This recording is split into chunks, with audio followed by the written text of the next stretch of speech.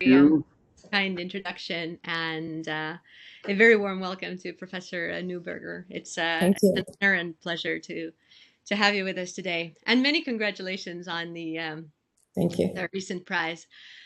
And there's another recent celebration that 2020 brought, namely, it is the 10th anniversary of a wonderfully rich and influential public history platform, which was created under your leadership and which you steered as the founding editor over the last 10 years.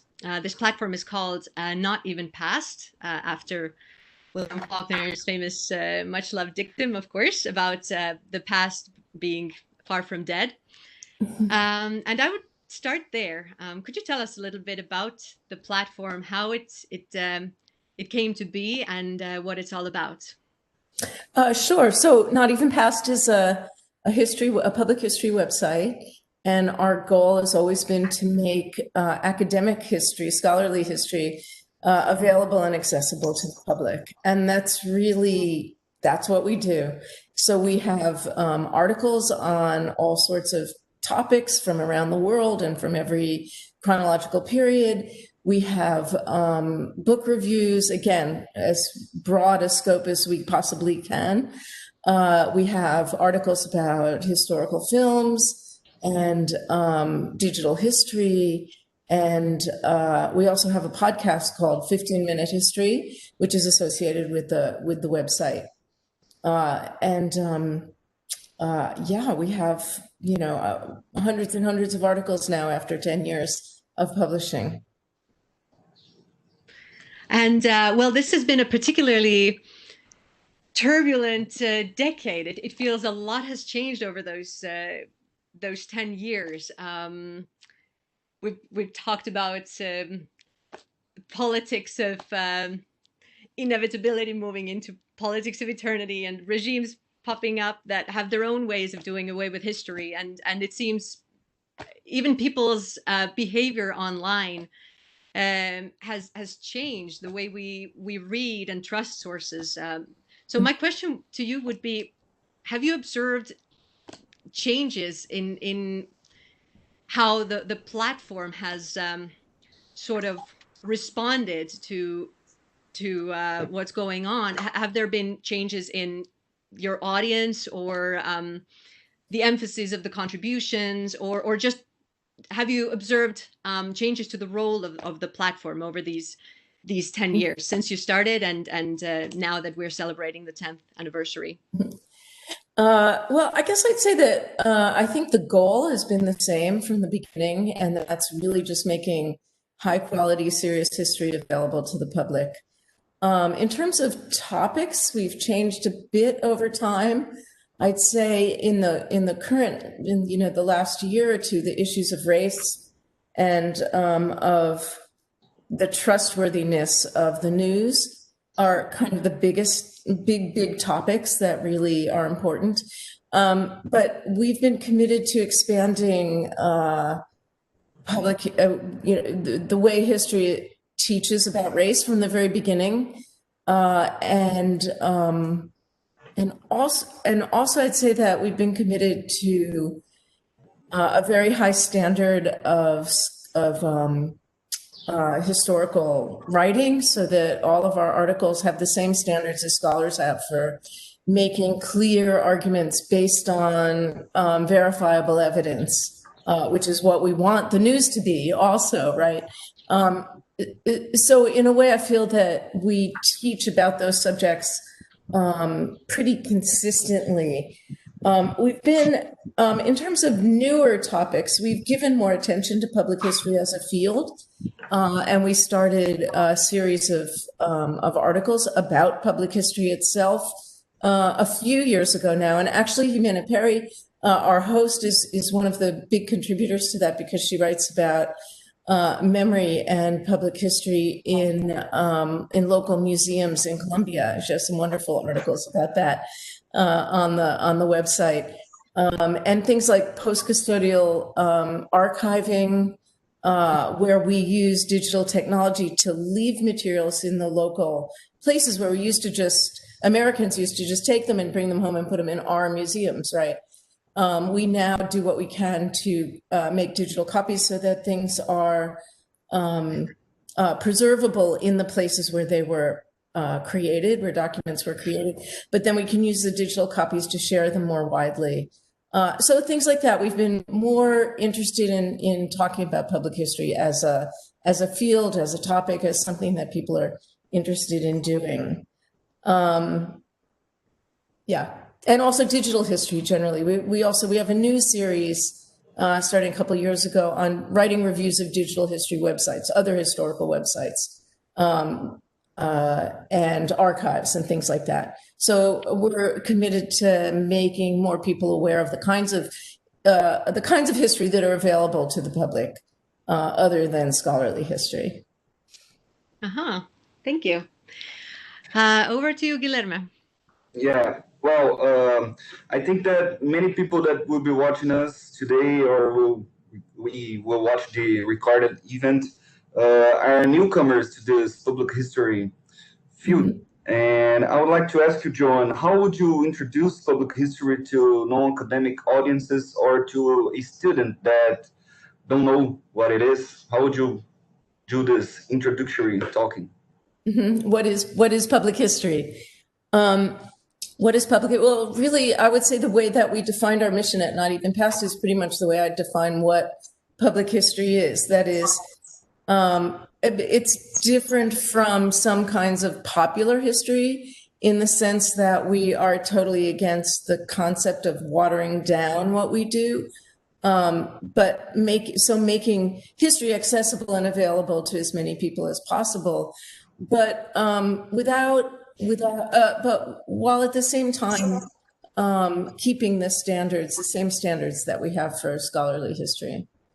I'd say not even past is a particular kind of public history in the sense that it is material that we bring to the public. So it's unilateral in that sense. And a lot of public history is much more collaborative. So scholars, historians, working with other kinds of historians, people who are already doing public history in local museums or in local archives or in documentary filmmaking.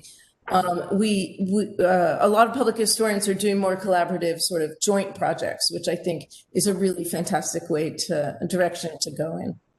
Yeah. So am I leaving anything out in terms of what public history is? What do you think? No, I think that was good. I think that was a good answer, and it kind of go with something I wanted to ask you too, because nowadays we are more connected than always, and all this connection and social media and internet. Do you think this is a good way to engage with non-academic audiences, and maybe in general, in society in general, like Mari said in her question, do you see more benefits or hazards in these platforms like social medias, to engage public? Mm-hmm. Well, I think the internet has made public history the expansion of public history possible. There's so much more that we can do to reach people. And there's so much more that historians can do using digitized archives, especially this year when historians couldn't travel or when people couldn't travel around and go to history museums. There's so much available online now that I think that in itself is really a benefit. In terms of social media, generally, there are, of course, so many problems with being able to make sure that what we see online is trustworthy. So of course, it's really important. And I think most, elementary schools now teach students how to judge what they see online. And then, of course, there are huge communities of toxic one thing or another that are dangerous. But in general, I think that for people who are interested in history, the internet has been just a huge benefit. Okay. Thank you. So, Mari, I think you can go right now. Yeah. It's our turn. Yeah. So I would like to know, how do you see what, in your opinion, or is there a kind of a learning curve involved in presenting material to the public as a historian? So, is it a leap for discipline such as history to be taken from its academic setting and presented to the wider public? I mean, different disciplines have different struggles there. I know there's debates in philosophy how to do it, and editors struggle to kind of to create this match between the very technical sort of structure, the way the ideas are built, and then to how to actually communicate that to an audience in an engaging way. So how would you say this is? What would you say is the case in the historical discipline, or is there even a difference between? I mean, do you see the public as a different audience than the trained historian?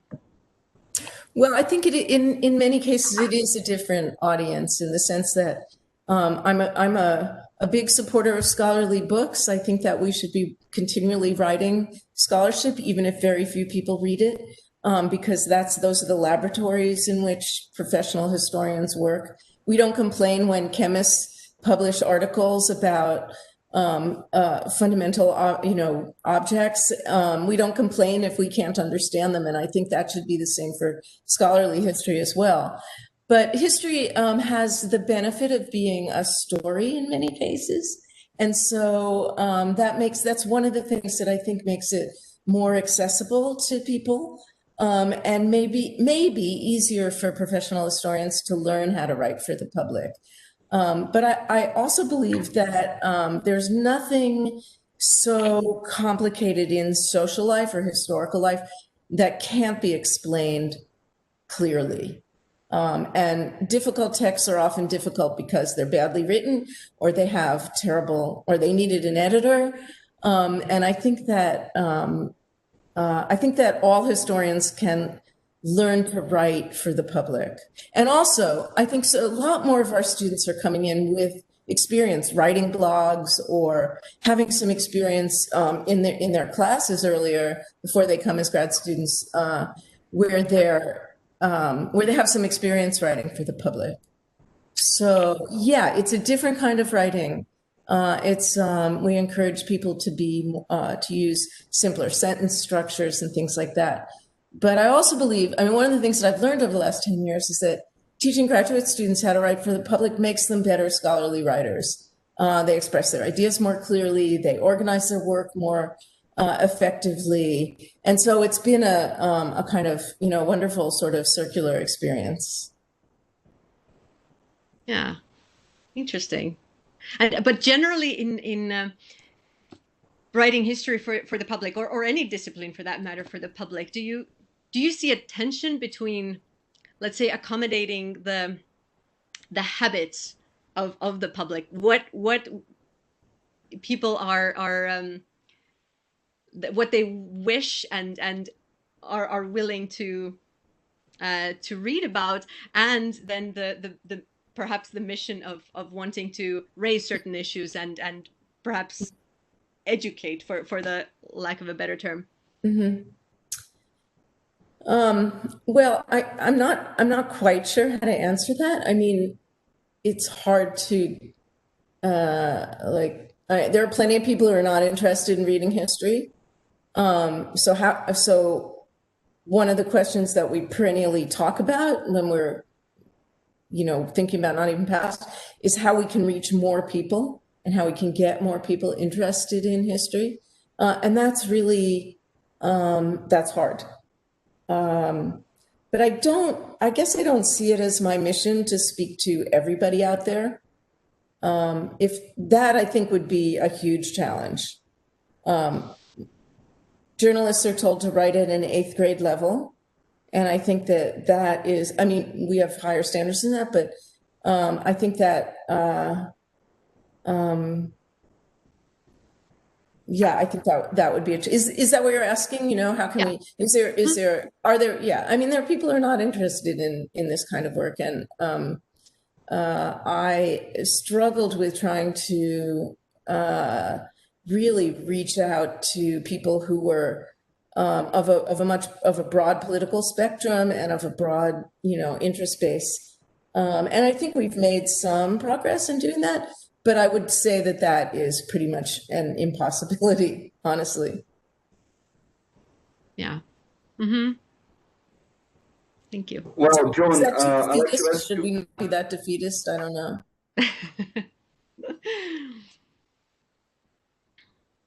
Well, I'd like to ask you, Joan. You said it before in the beginning of the conversation, and one of the things that the critics, people who criticize public history, most say is that this accuracy is lost, this rigor is lost when you try to produce something academic that is trying to reach a non-academic audience. So, do you constantly think about that? You take this issue in consideration in your work? Yeah, I mean that was one of the main things that we thought about at the beginning, and I make a clear distinction between public history and popular history. I think they're not, and it's not a judgment. I just think there are different ways of reaching the public. And It's like a first step to understand it, right? You put it. It's like a different kind of history. It's a public history way of doing things. Is it? yeah, I mean, I think certain kinds of public history are really trying to reach the audience that Mari was asking about. A much broader audience where ideas are really simplified, and that at least was not my mission, right? My mission was really to reach people who are interested in understanding what scholars do, and at the same time having access to the best of recent history that we're doing, but maintaining the same standards of evidence and some kind of standard of complexity, right? Some understanding that if you're going to understand what history is about, that it's complex, and there are always going to be people who disagree with each other about what happened, or what various events mean, and that's a good thing. That's what we should be encouraging.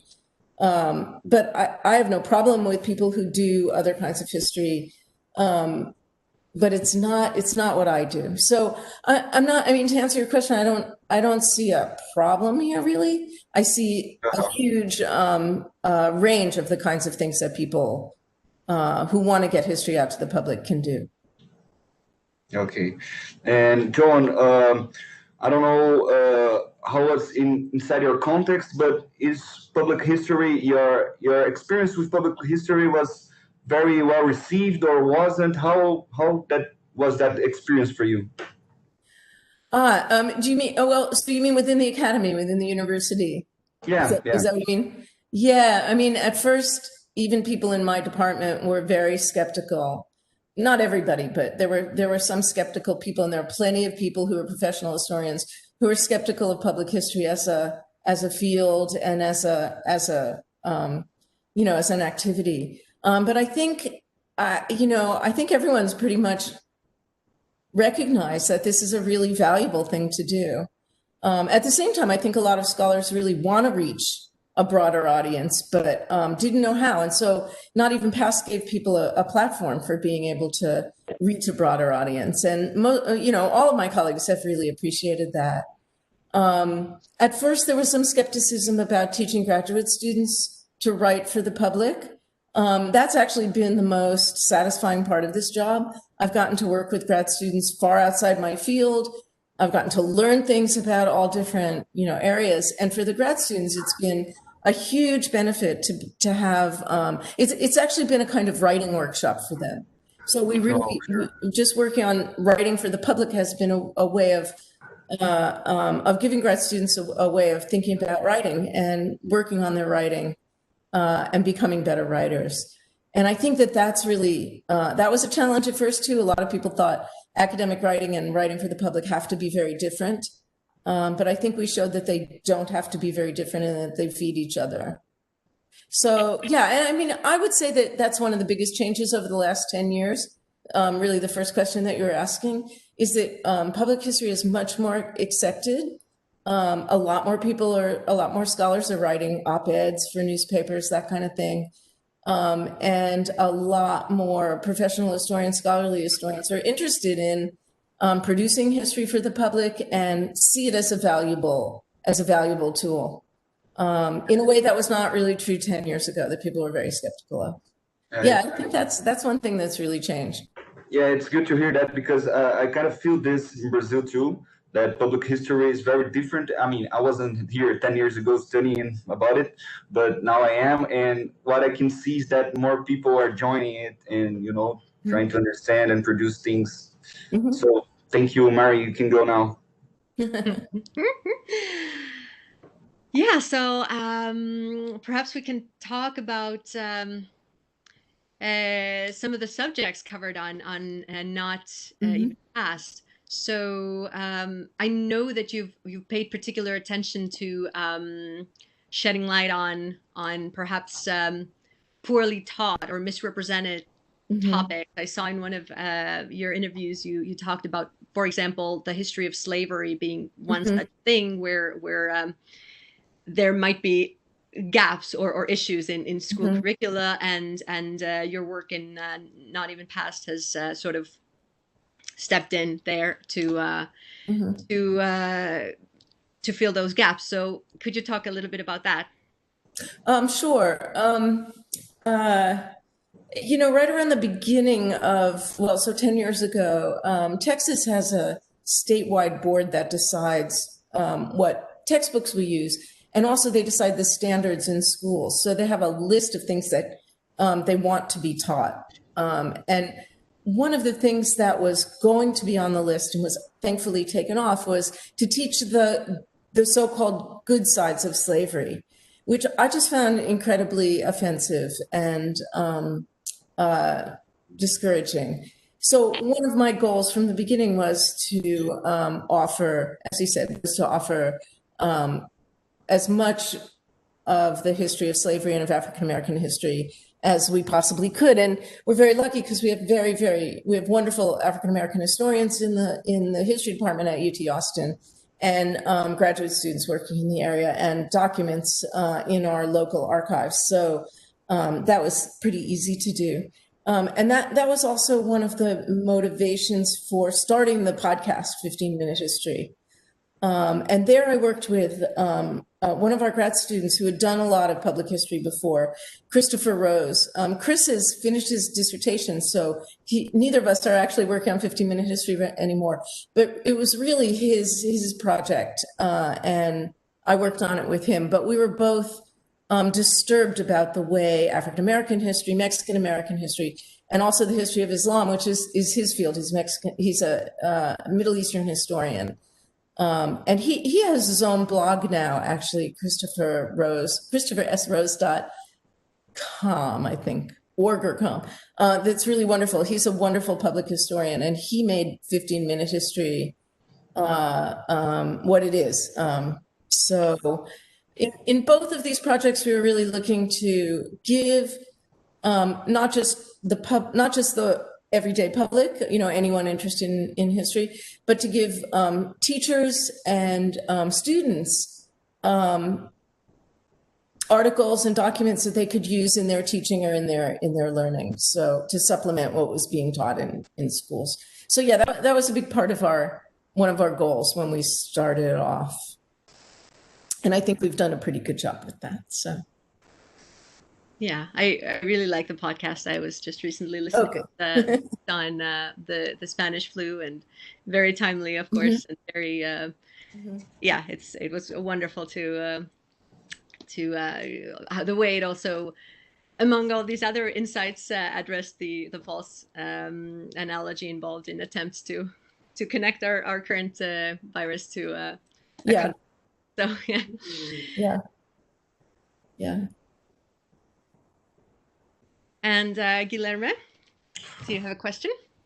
Well, you were talking about the podcast, and I would like to understand your vision, Joan. What do you think about podcasts in general as a platform? We have now a huge kind of a boom of podcasts all over the world, and of course there's a lot of quantity, but maybe not so much quality.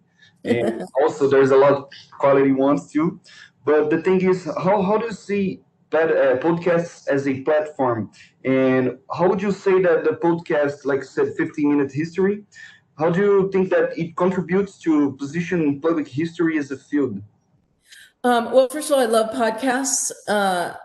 Like everything connected with this, I didn't know much about them when we started 15-minute history, but there's a huge range of history podcasts, everything from, 4-hour long lectures to our 15-minute long interviews or series. I mean, there's just a huge range of history podcasts. There's really something for everyone.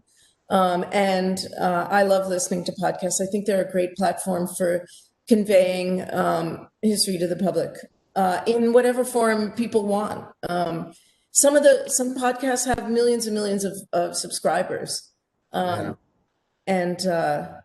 ours has been incredibly successful too. So I think that shows what kind of range there is in people's taste for public history, and that's something really all of us should keep in mind, because we're all, I don't know, I think we're all probably really good at one or two things, but maybe not good at everything. So we don't have to try and do everything. We just need to try and find a niche kind of history that we want to convey.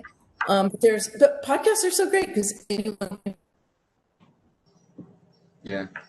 it costs nothing. You can do it. Well, it doesn't cost nothing, but you can make them on your phone and put them online, and they can be valuable. So I think podcasts are a great way of conveying history, and I'm addicted to them myself. So, did we lose you? No, hey, listen, we can go now, Mary.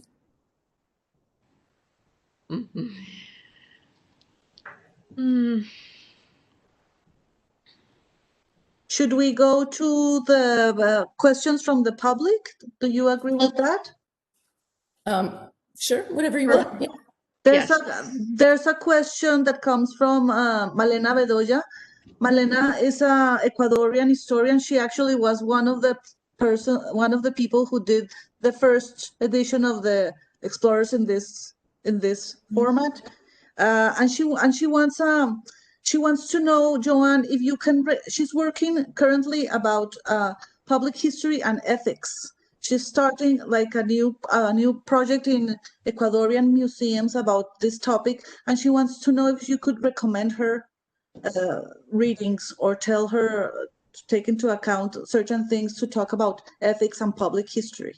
Mm-hmm. So I can't actually think of anything right off the bat, but I'd like to say that we have a wonderful organization called the National Council for Public History. I don't know how connected you are with that, but it is the U.S. national, it's an American organization, and they have a website, ncph.org, National Council for Public History, that has bibliographies on every topic.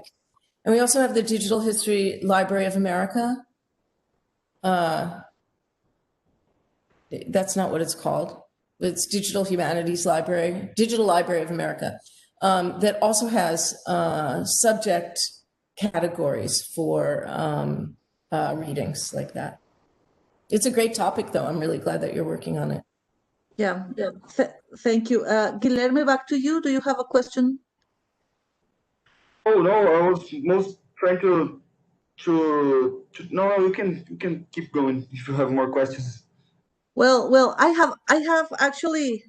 I'm sorry, my video was off and I didn't realize that. I have actually one comment and one question. One comment is that you really lift a weight I have on my shoulders when you said that you don't have to try to please everybody and just find a niche when you're doing what you do. Okay, yeah, because sometimes when doing public history or talking about museums or curation, you feel like you need to please everybody, that everybody needs to like what you do.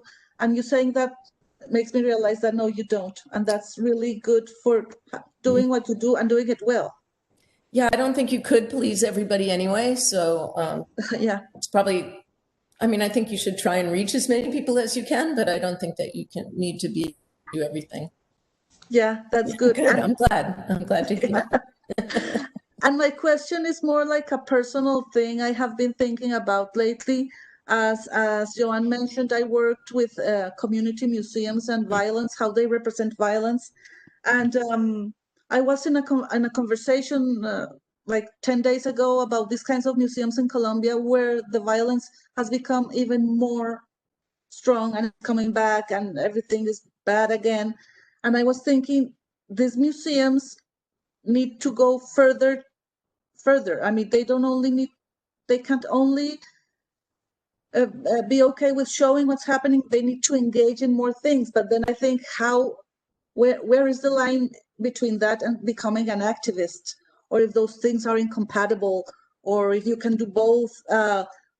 Since I was trained at UT Austin as a historian, I know that sometimes those lines are not very well defined, but some professors told me once, you're a scholar, not an activist. So I don't know where to draw that line there. Can you tell me something about that? Well, first of all, well, that's actually a lot of really, really good questions. I think there are limits to what we can do. If you look at history, we can't stop all violence, right? But I think that the one thing that we can do is work locally. And the thing that was so powerful about your museums is the way that the people who put together those displays were really, really straddled the line between activism and I don't see any problem with that. I don't see a line between being a scholar and being an activist. It's not a problem for me. It is a bit of a problem for the state of Texas, perhaps, which prohibits that we engage in political activity. But using, while we're teaching, for example. But when you're working when you're working on your own, activism is something that I think we need to be doing. Okay. But but I don't mean to be flippant about it or an easy thing to do. I think the question of how to use history or the connections we have with people doing public history, how to use those platforms for good or for political purposes is tricky. And I can't really talk about your situation, but I think you probably know what the problems are, right? You know that you can only go so far. But I guess I would just encourage you not to feel that somehow activism is outside of our right somehow. Oh, okay. Does that make sense? I mean, yes. No, there's only so much that we can do, right? I mean, you can't. Yeah, I know. You can't stop the war, but you can help people think about it and process the issues that are going on. Yes. Does that make sense? It makes a lot of sense, and it also helps a lot because I was thinking that also in practice, like teaching public history, how do you approach that? How do you tell a public historian actually where the line is? And you just answered that, like, we know our problem, so we know. But there's also, I feel that there's also like a line that if you go too far into activism, you are losing also any kind of objectivity, and you just get too much into. Well, I don't believe in objectivity, so. Well, yeah. I mean, I mean, I'm thinking about people like are very passionate and they go too much far into one line, so maybe they lose what history is actually all about. I don't know. Those are things I'm thinking. I'm thinking they're going through my mind. Yeah, but. So it sounds like you actually have a sense of where the line is, right? You have a sense of people who go too far, right? Yes. I mean, yes. I don't believe that there is some kind of objective truth or like transparent, transparent clear truth to any situation.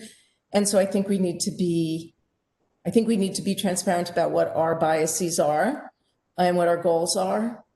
But I think our job is to raise questions and to help people think about the past, rather than telling people what to think. So we provide information and we provide evidence. We provide documentary evidence of, what we think is important that happened. But our goal is really to encourage people to think about their own surroundings, their own history, and connecting the history to the present. But again, I don't think that's mandatory, right? Yeah. I mean, I also sort of support doing history for history's sake, thinking about the past for the past. Thank you. Thank you. Those are very, very hard questions. So thank you. Yes. No, they're just things that I don't think there's an answer for that. It's just something to think about. Well, you asked how I teach, when I teach how I deal with political issues, and I'm trying to think, I've taught the seminar on public history 3 times, I think, and I haven't explicitly dealt with sort of radical points of view from one side or the other. But now that you've mentioned this, I realize I really need to do that somehow. Thank you. Guilherme or Marie? Well, I wanted to go back to what I've said before. One of my questions was about social media and the internet. And I wanted to bring it right now to the moment where we are right now in 2020. And do you think that the social distancing that we're facing due to the pandemic, is it affecting the way that public history is done? I mean, you think for me, it's kind of a paradox, because we are using more now the virtual space, more internet, and more social media, but we are, because of the social distancing, we can, like you said before, we can travel and we are not doing, ordinary things that historians do. So do you think that right now that we are entering a new decade, you think that big changes are coming to the public history field, to the way that public history is practiced? I think that online public history, digital public history is only going to expand. It's such a good platform. Things like Not Even Past, blogs, podcasts, collaborative projects. Zoom has just proven to be both really frustrating and really helpful in lots of ways. So yeah, I mean, I guess I think online communities, I wouldn't say social media necessarily, but online communities are likely to expand. I suspect that travel is going to be difficult for a long time, so that the digitization of documents, which is important, problematic in some ways, but important, is going to probably play more of a role in teaching as well as in doing research. And I think that's mostly a good thing. So in that sense, I think it's likely that public history, that the sources for public history, that the resources for public history will probably expand, and also maybe an interest in history too, as people just become so used to being online and doing the kinds of things that we're doing right now, talking to each other from 4 different countries, or 4 different places. But I want to be really careful about making predictions, because I think we really don't have any idea what the end of this pandemic is going to look like. The financial costs are really just beginning to be felt by people. And I think we have no idea how the economic problems post-pandemic, if there ever is really post-pandemic, are gonna play out. It's going to be so I'm particularly feeling like I have no idea what is going to happen. Of course, we have a big election coming up that should affect things too. Hard times. And I think our biggest problem really is not the past, but the future. So climate change is something that we don't deal with enough anywhere. And I think that if we can use online platforms to try and change people's minds about what they think about the environment, that would be a good thing. Sure. Yeah, I'm sort of temperamentally an optimist about things, but not very optimistic this month. Yeah, we need to be optimistic, right? Right. Okay. Mari? Well, talking about the future, what are your hopes and dreams for the future of Not Even Past? What do you think this platform could where could it go, apart from, of course, continuing to do the wonderful things it's already been doing? But do you have a vision for where it's going in the future, or yeah, if it might incorporate something that you haven't done so far? So I stepped down as editor in September, and we are incredibly fortunate to have a fantastic new editor in Adam Clulo, who has just done an amazing job, even just over the summer, with new ideas about using video and interviews and connecting with the institute that we have on campus in the history department. So he has a lot of great ideas about what to do. 15-minute history was kind of in a little bit of a lull over the last year, and they are reviving 15-minute history. But I'm very much hands off. Like it's his platform now. It's his website now, to do with it what he wants. I'm here to help him in any way I can. But you need to talk to him. That would be a great conversation too, because he has done a lot of public history and is just, I think, going to do a great job with Not Even Past with 15-minute history. But I really feel like my job is to move on and let someone else do what they want. So I'm hoping to do. I'm on leave this year, but when I come back, I'm hoping to do some smaller projects, and in particular, some local projects. I have some ideas about working with the local archives to do more signage and history markers, things like that. But I haven't even begun to do that. Those are just ideas in my head right now. I have another question. If the public doesn't have any other, can I go ahead and? Mm-hmm. Yeah, Go ahead. apparently I can. Yeah, it's also, I mean, Joanne, these are just things that I have been thinking about of the practice for public history. Next semester, I'm going to start teaching an oral history class, which I'm very excited about. Mm-hmm. And I was thinking about also related to the question Malena Bedoya made before about ethics.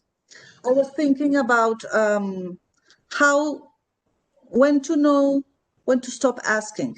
If you're dealing with victims of violence, for instance, there's so much you can ask. If there's also a line that you cross, you would be, Mm-hmm. I mean, you will be insulting or offending that person too much. So when to know when to turn off the camera, when to stop recording, when to back off. Do you have like some kind of advice for that?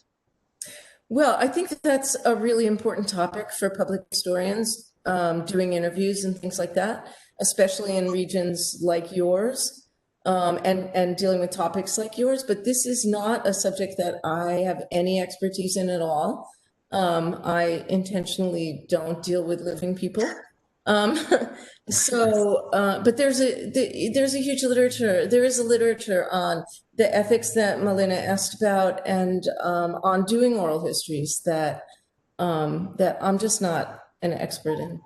Sorry. Okay. No. Okay. But I think that it would be great if you did something like what we're doing with people who do oral histories, or who do public history and ethics. These are great topics for your project here. Yes. Thank you. And also for ours. I don't know, that's a really good topic. Those are good topics. Yes, I think Sorry, also I can't be more helpful. No, it's fine. I think they're also very, very timely because of how Guilherme and Marie were talking about how the world is going, and there's so much opinions. People are so polarized, so maybe also maybe we can put together something like that in the future. So back to you, to the moderators. Guilherme? Well, I would like to ask you, Joan, about some articles I've seen in Not Even Past, and you kind of spoke about it earlier. And I read one, I remember one that was talking about the London Calling. It was the Clash album, and it is a very political album, music history, and I think it was a very, very good text because it brought the background, political background, and what people generally don't know when they're listening or something they're consuming. And I think that maybe this is one of the most important things that we can do in public history, to get something that is always in the face of the public, something that is in the media, or something that already is historic, like this album, as we can say, and try to speak about the social things about behind it, and the ideas about it. What do you think about things like that? We have a lot of articles like that in Not Even Past. Yeah, no, and I love Eddie Watson's article on the Clash. He's also written, I think he did a 15-minute history podcast with about the Beatles. I mean, he works on popular music. And it's a great way to get people who might not know that they're interested in history to be interested in history. So, yeah, I mean, I think that's a great approach to trying to help people understand that everything has a history, right? And that whether it's political or not, but just to help people understand. I mean, it's a great teaching tool too. We also have an article on a mixtape that a couple of students put together for their American history class, of all the music that they used in class. They always played music at the beginning of each class, and I think it's a great way to get people interested in, because they already like the music, right? To find out that there's a history that they didn't really know about. Right. Yeah, I think I love those. I love those pieces. Yeah, I there love them all. yeah, there are so much things we can talk about it. I don't know. We have a lot of superhero movies and TV shows and all this stuff pumping up on people's face, and there's a background on why did the artist, why did he wrote like that, how did that character came up with, and I believe I agree with you. It's a great way to engage people that are not into the history field. Mm-hmm. Yeah, absolutely. Yeah. What other articles did you guys like? Did you pick out? Did you notice that you particularly liked or maybe didn't like? Well, I love this one. Like I said, was called "London is Drowning and I Live by the River." This is the chorus of the music now, right? And it was written by Edward Watson. And like I told you, I think it was awesome the way that he spoke about the moments that the band was going on. They just signed with a label for another record, so they were like a punk band, and now they're going for big. This is going to be a big release, London Calling, and it really was. So I think it's very, very awesome the way that he brought it to us. Mari, I don't know if you read any. Yeah, good.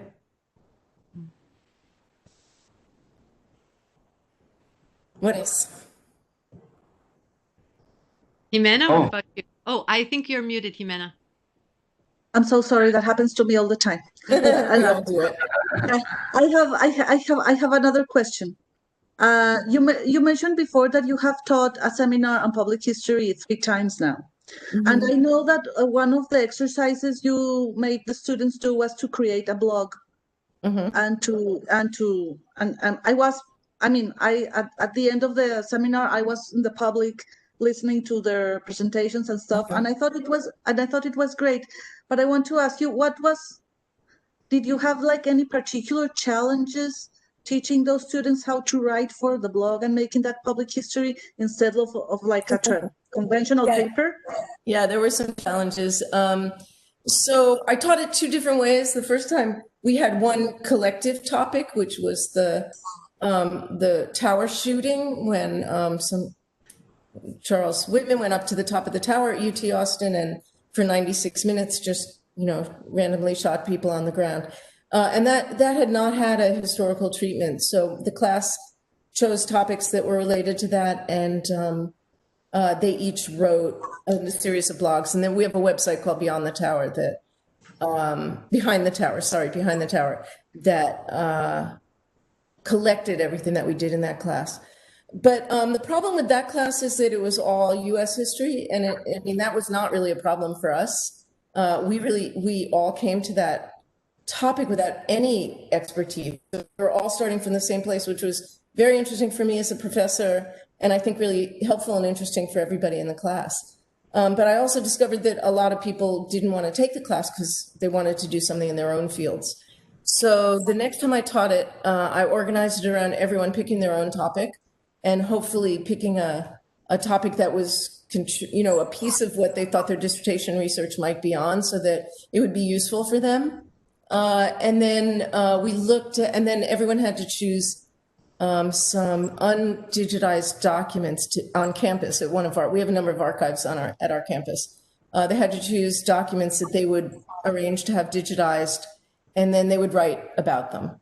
And they also had to write lesson plans of how to use their documents and their blogs. That was also really fun, and I think everyone got a lot out of it. The main challenges were that some people even didn't really want to write blogs, even though that was the main assignment. So there was a little bit of resistance to that, but I think learning how to actually teach people to write for the public was harder than I thought it might be. So in the past, as editor of Not Even Past, I would just edit people's work and talk to them about it and talk about what they could do better. But in this class, I had to come up with sort of guidelines for how to write for the public. That was really useful exercise for me, and I think really helped the students. But I hadn't quite realized what that would be like. But we also have a website called the Public Archive, where the students' projects are posted, that you can find through Not Even Past. I think it's still up there, and you can see the kind of work that they did. But did that answer your question? I'm not sure I got at the challenges that you were asking about. I mean, I think it was a really fun class to teach because, again, I learned a lot, and we worked with archivists, we worked with other writers. Students had to study at blogs and come up with their own reasons for what made a blog successful, what made public history writing successful, and what kinds of things they thought could be improved and what things that they read online. So that was really, that's the best way to learn, I think, anyway, is to think, to be critical, to read things critically and then figure out how you can do things better. So yes, it answers a lot, because for some people, including me, writing well is very difficult. Yeah, it is for everybody. And then learning to write for a special public history outlet is even more difficult. Sometimes it's more difficult to write short and brief than a whole dissertation. So that's what I was asking, if there were some people that absolutely. I think you can write bad history. You can write a dissertation with a kind of, you can just throw words together and no one's going to stop you. But learning how to write really clear sentences is what writing is all about. No matter what you write, no matter who you're writing for, no matter who your audience is, learning how to express your ideas clearly to any audience is, I think, something that we're all supposed to be doing. So, one of the things I do is look at people's writing. And one of the things we did in this class is look at some of the sort of lazy habits that we all have, using words that don't really say anything, using sentences that don't really say anything, using 3 sentences to say the same thing. We all do this. I'm editing a book now, and we all do this. Those are all things, but those are all things that can be taught. And that that's one of the things I've really enjoyed about editing Not Even Past is helping people. Well, I said this earlier, but it really has been incredibly gratifying to help people improve their writing and for me to improve my own writing by reading everyone else's. And in the future, would you continue teaching public history at UT? Yes, I think so. Though, now we have people teaching digital history too, so I have to think about how to do it differently. And what I really want to do is something collaborative with historians in the community and get the students to work on collaborative projects, to think about collaborative projects to improve our community. So to improve the history of Austin and the public's awareness of the history of Austin. And I think really some of the best public history is local history. I don't know, what do you think about this?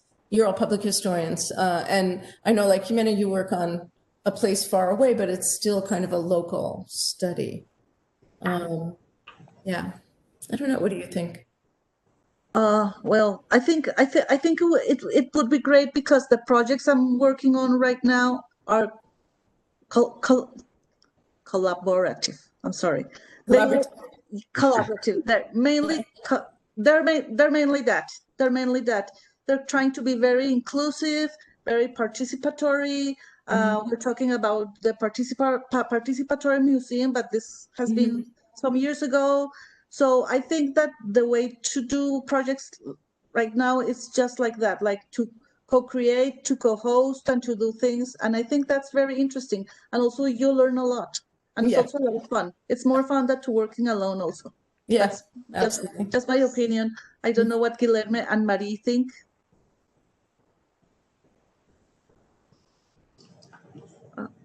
I'm currently not involved in such projects directly, but I don't know, maybe Guilherme has comments. No, I'm not involved too directly in this projects. Also, I studied about it last year when I was still in college, but right now the world is kind of coming back or still learning to understand itself here, right? At least how to understand and how to do things during the pandemic, and we're still working on that. I think also these digital platforms give more chance to do this kind of collaborative projects. Yep. Yeah, so I think that's also a good thing to start teaching if you have the chance to teach students or to just incorporate in the projects that you're having anyway. So back to the moderators, do you have any questions, any comments? Well, before we finish, I would just like to ask Joan something that I liked when I entered the first time, Not Even Past, is the phrase, the past is never dead. It's not even past. And I would like to, it's kind of a cliche maybe to ask you this, but I would like to understand what's your thoughts about this, Joan, because I have a kind of a nerd reference here from Rorschach from Watchmen, that he says that nothing ever ends, and I remember that instantaneously when I saw the Not Even Past for the first time. So I don't know what this means to you. The past is never dead. What do you have any thoughts about it? I think the main idea for me is that the past is still really important for us to understand. And that we're always reevaluating what we know about what happened in the past. There's always something new to learn. No book, no article is ever definitive. What we are revisionists by trade. So the main sense is to think about history as something that's really alive still, it's still lively, still matters, and is still always debatable. But the other sort of part of it is that it's really important for us to be aware of our past and to know what happened in the past and to be accountable to the past. accountable to the people who've been, whose lives have been curtailed in some way by the past. I think that is, the fact that history is not even past makes us more it should make us more responsible and more accountable, or at least be aware of those issues. So that's. Yeah, I agree with that, because public history has this great way to, like you said, we're all making a revisionism of history all the time. But some people, and you can feel that in society, that do that in a bad way, or, try to transform it in a way that it really wasn't. I know that this is a very personal perspective that we have. Maybe I have one, maybe you have one. But I think public history, it's a great way to, confront it and show to the public and to non-academic audiences too, what was it, and what do people who really search for it and who really, research it, think about it. I guess this is a very important part of public history. And for not even past too. Yeah, I agree. Are any other questions from the public? Are any comments, any suggestions? I don't see any. If Marie or Guilherme want to add a final remark, this is your chance to do it. I would just like to thank everyone involved. This has been a very interesting discussion, and thank you for being here, Professor Neuberger. Thank you, Guilherme. Thank you, Jimena, for organizing this, and I hope this becomes the solid tradition once a month for explorers going forward. It's great. Thank you so much for having me, and for giving me a chance to talk about Not Even Past and 15-minute history, and hopefully, encourage people to do public history and to access it too. Thank you. And thank you for the great questions. I would like to say thank you to Joan for being with us. It was such a pleasure to talk to you, to know more of your work. And before we go, just a quick question.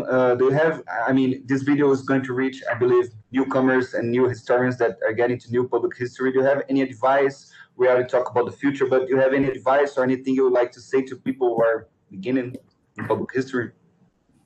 I think just to read as much as you can, participate as much as you can, and feel free to try to experiment with it, to try anything new. The stakes are low.